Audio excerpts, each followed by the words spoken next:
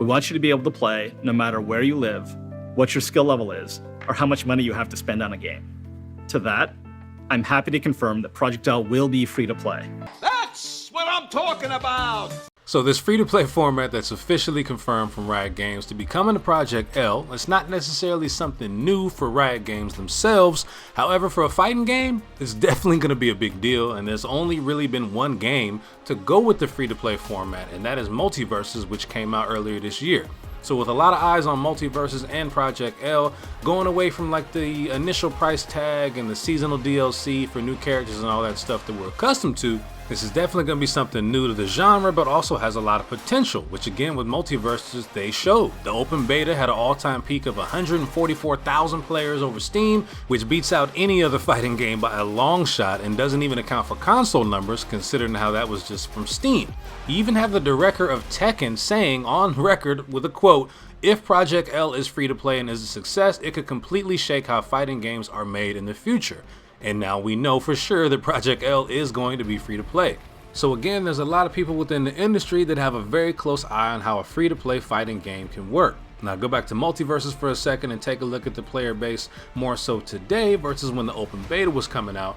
It's gone from that 153,000 to 139,000, and then a big drop off in September going down to 22,000, and as late of October with a 16,000 concurrent player base, which again is just Steam numbers and doesn't account for console, but regardless there's clearly been some sort of a player drop.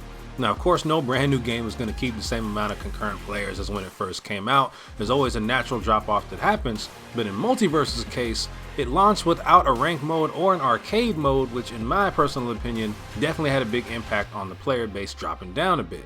However, what Multiverses has done a good job with is showing the potential of what a free-to-play fighting game can do when done well. And if there's a company that knows how to make a very successful free-to-play game, it's Riot Games, which of course not only the success of something like League of Legends, but even Valorant. Valorant was a brand new shooter in 2021 that you can't even play on consoles. It's PC only, but it's still been doing very well and continues to grow. At least 12 million active players through each month of 2021, and as recent as October of 2022, just a few weeks ago, was averaging somewhere around 2 million active players per day. And another thing that Riot's been able to do with Valorant is establish it as one of the top competitive shooters that there is. So as far as Project L is concerned, I do believe that it's in good hands. I do believe that Riot especially knows what to do with the free-to-play format, and it's going to be a big deal in the fighting game community and for fighting games as a whole with the genre moving forward, and we really could be in for something special. But as for this video, that is going to be it. I do hope you enjoyed it. If you did, feel free to like it and subscribe to the channel. There's always much more content on the way, and I'll see y'all later.